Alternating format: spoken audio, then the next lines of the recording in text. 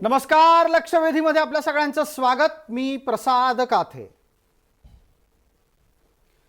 महाराष्ट्रात झालेला सत्ता बदल हा आत्ता एक 1.25 वर्ष पूर्ण करत असताना या सत्ता बदलाच्या निमित्तानं झालेल्या आरोपात एक अत्यंत नवी महत्त्वाची आणि लक्षवेधी स्वरूपाची घडामोड घडलेली आहे.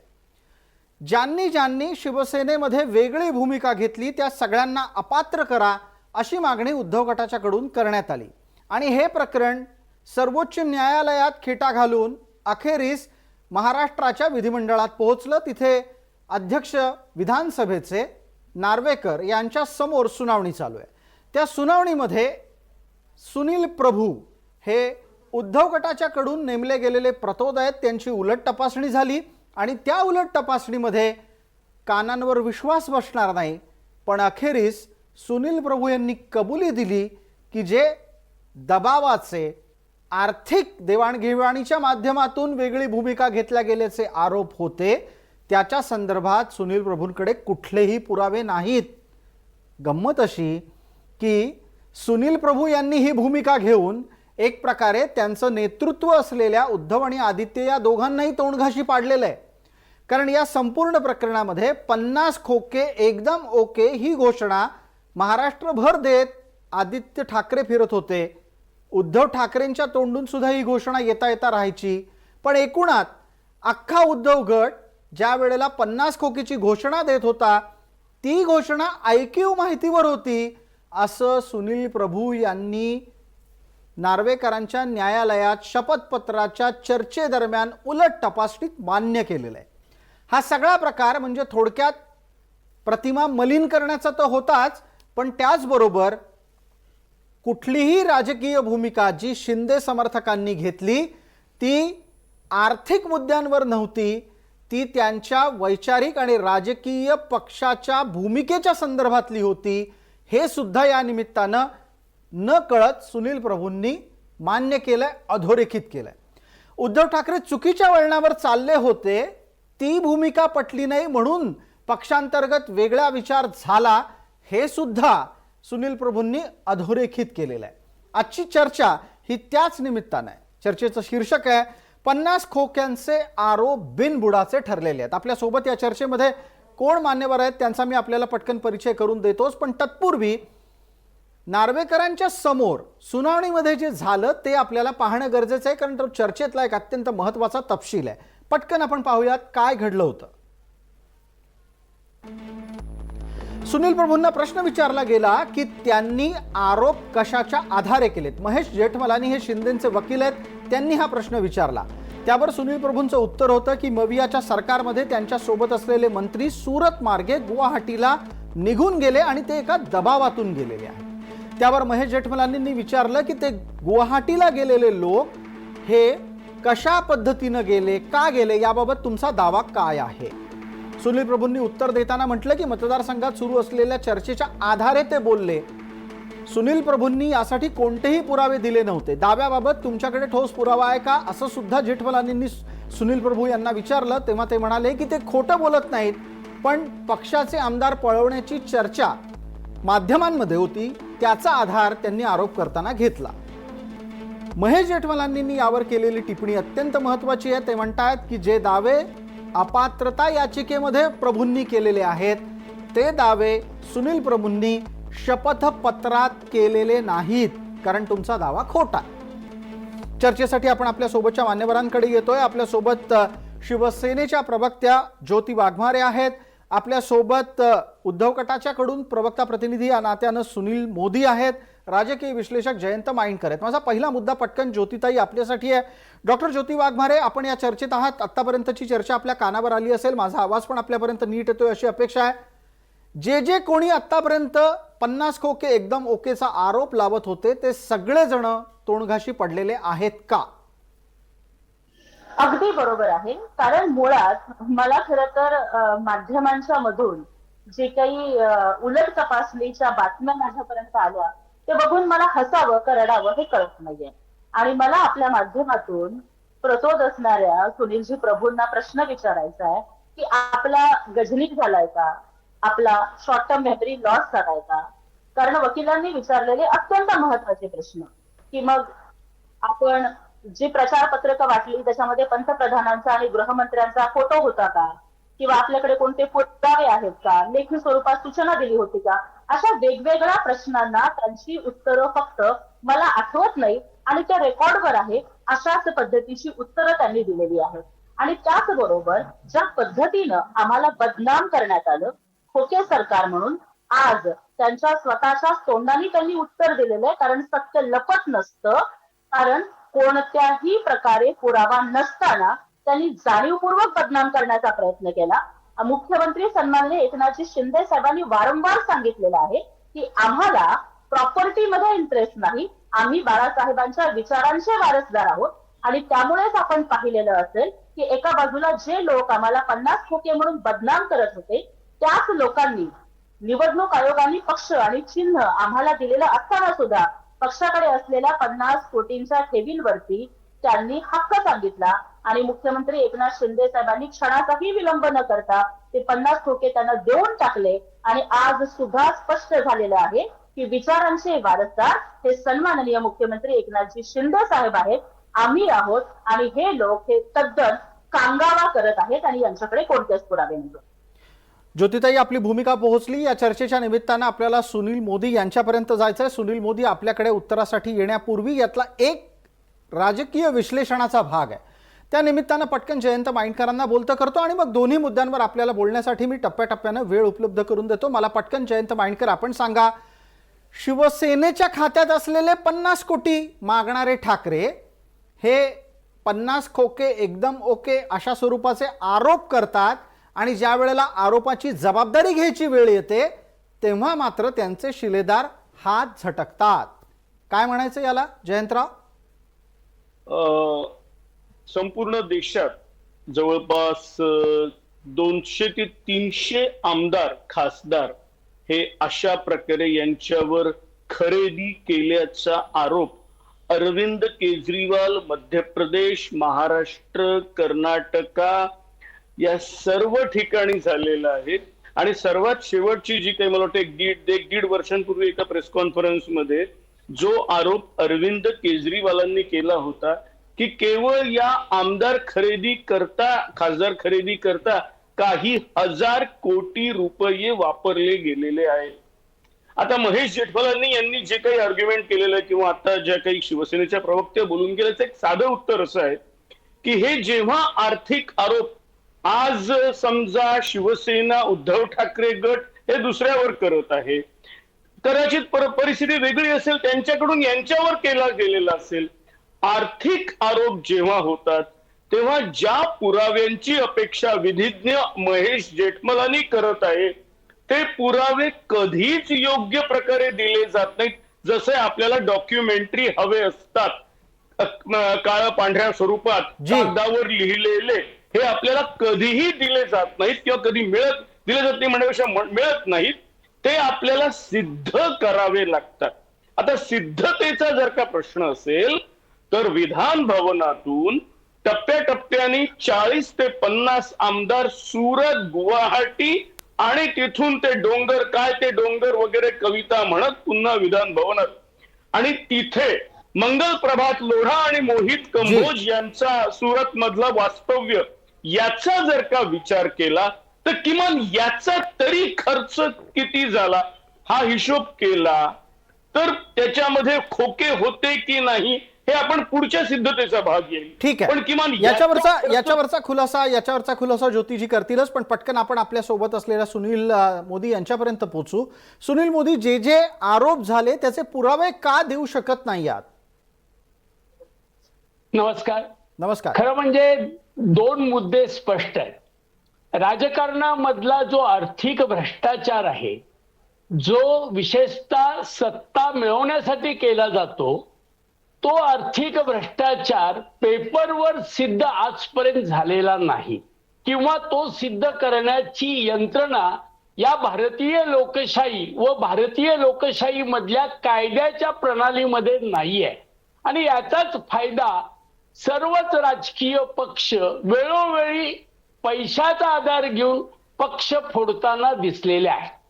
मी आपल्याला ज्योतिताईंना एक विनंती करू इच्छितो ज्योतिताई, विचारांचे वारसदार एकनाथ शिंदे आहेत हे जर खरं असेल तर ज्या विचारांच्या वारसाचं नाव घेऊन तुम्ही सत्तेसाठी बाहेर पडला, ज्या अजित पवारांच्यावर शिव्याशाप देऊन बाहेर पडला, त्या अजितदादांच्या मांडीला मांडी लावून तुम्ही आज सरकार चालवताय आणि इकडे म्हणताय की आम्ही बाळासाहेबांच्या विचारांचे वारसदार आहोत. हा पण विरोधाभास सुनील आहे. मोदी, आत्ताचा हा मुद्दा आहे का? तुम्ही अतिशय चाणाक्ष पद्धतीने मुद्दा स्पिन करता आहात. हा आत्ताचा मुद्दा आहे का? तुम्ही 50 खोक्याचा आरोप केला, त्याचे पुरावे का देऊ शकला नाहीत? हा मुद्दा आहे.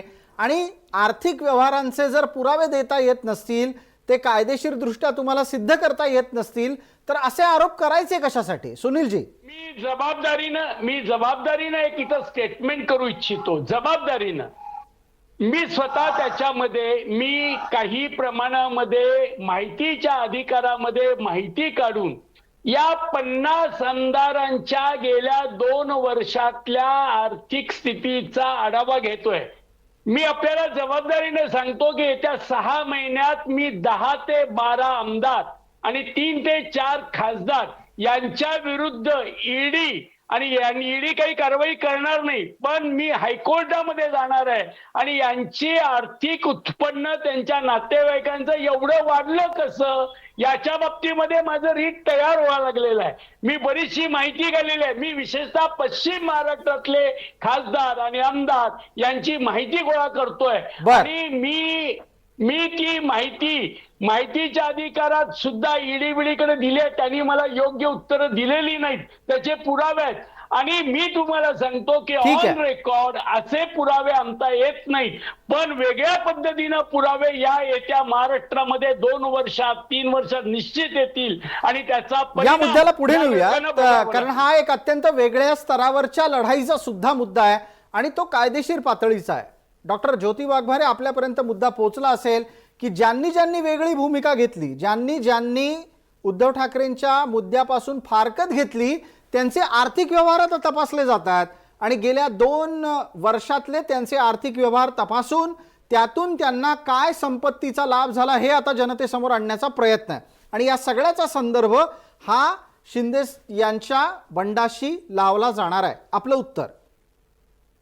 अशा प्रकारच्या कुठल्याही चौकशीचं किंवा तपासणीचं मी पक्षाच्या वतीनं स्वागतच करेन, कारण कर नाही तर त्याला डर कशाला. मुळात या ठिकाणी मला काही प्रश्न उपस्थित करायचे. ज्या वेळेस आपण एखाद्या राजकीय पक्षावरती किंवा जनसामान्यांच्या माध्यमातून निवडून आलेल्या लोकप्रतिनिधींच्या वरती भ्रष्टाचाराचे आरोप करतो, तर ते आरोप हे पुराव्यांच्या आधारावरती करणं हे अपेक्षित आहे.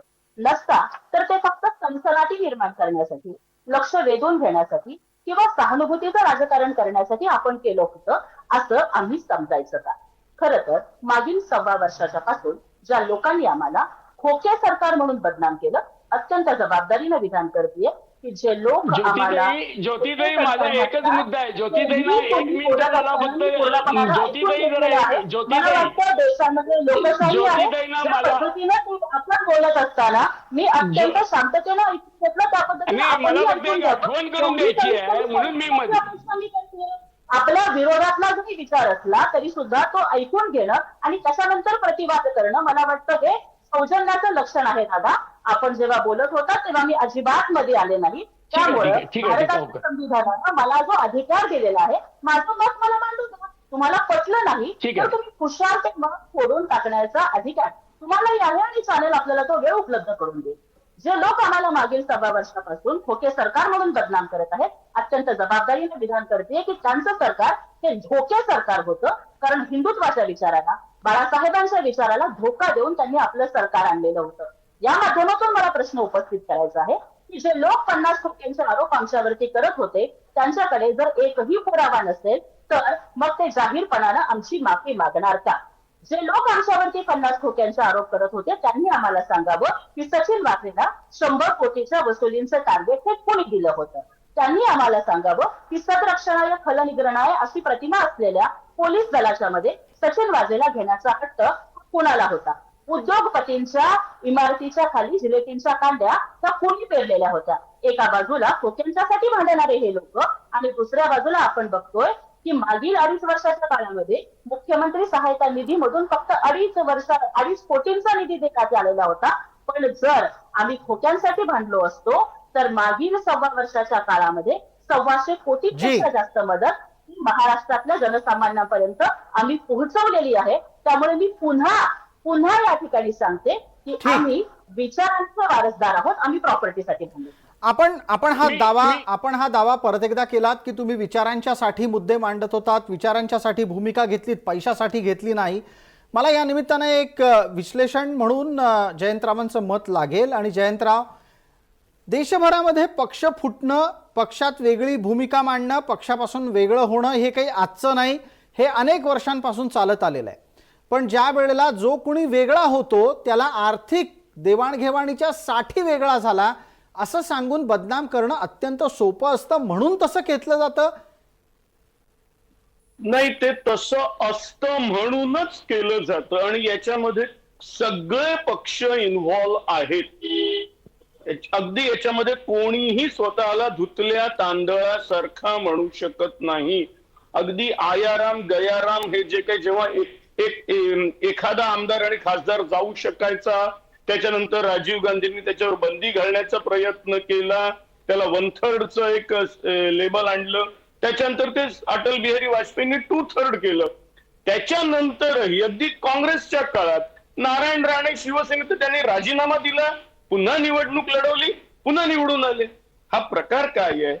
एक प्रकारे जो आपण कायदा करत आहोत त्या कायद्याची एक प्रकारे खिल्ली उडवायची, त्या कायद्याच्या चिंध्या करायच्या, त्या कायद्याचा आपल्याला हवा तसा अर्थ करून घ्यायचा आणि तो आर्थिक लाभाशिवाय, मी हे ठामपणाने हा आरोप करतो, कुठलाही पुरावा मी देऊ शकत नाही, कारण कुठल्याही डील मध्ये मी नसतो.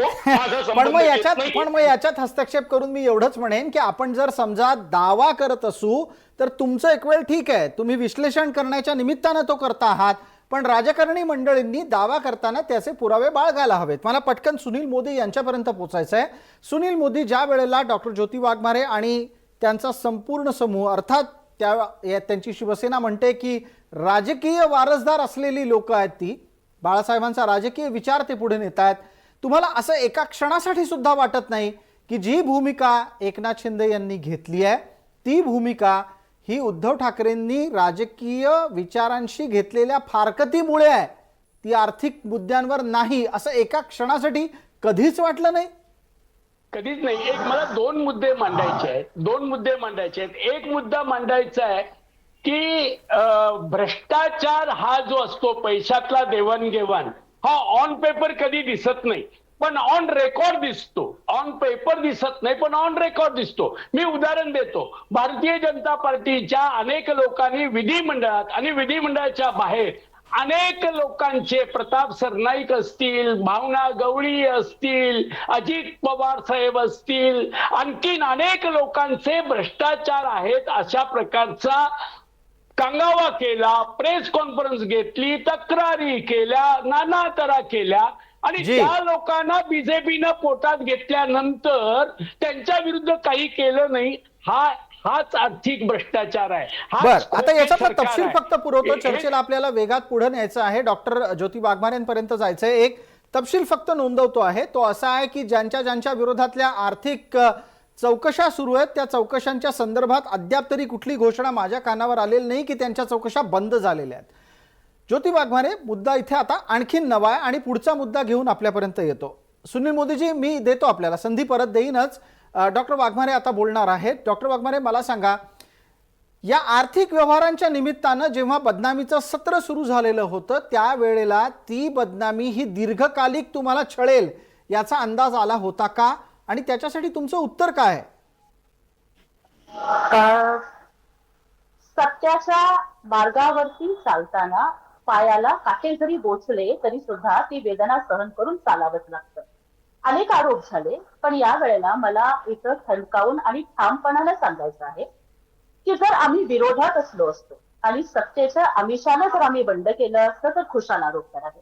कदाचित हे एकमेव असं बंड असेल की जेवढे सगळे आमदार गेले ते सत्ताधारी पार्टीमध्ये होते, मंत्रिपदावरती होते, आणि तरी सुद्धा केवळ आणि केवळ जी युती हिंदू हृदय सम्राट स्वर्गीय बाळासाहेब ठाकरेंच्या विचारानं झालेली होती. ती युती ज्या युतीच्या आधारावरती निवडणुका लढवल्या गेलेल्या होत्या. ज्या वेळेस म्हणजे मला खरं तर या ठिकाणी असं वाटतं की फक्त मला वाटतं म्हणून मी कोणतेही आरोप करू शकतो, माझ्याकडे कोणतेही पुरावे नाहीयेत, परंतु फक्त मला वाटतं म्हणून हे लोक भ्रष्टाचारी आहेत, अशा पद्धतीनं जर आपण चाललो तर हे अराजकतेला निमंत्रण देणं असेल. ज्या वेळेला आपण आरोप करतो त्यावेळेस पुरावे देणं ही तितकंच गरजेचं आहे. आज जर आपण बघितलं की सुनील प्रभूंची जी काही उलट तपासणी झाली त्यामध्ये हा एकच मुद्दा नाही.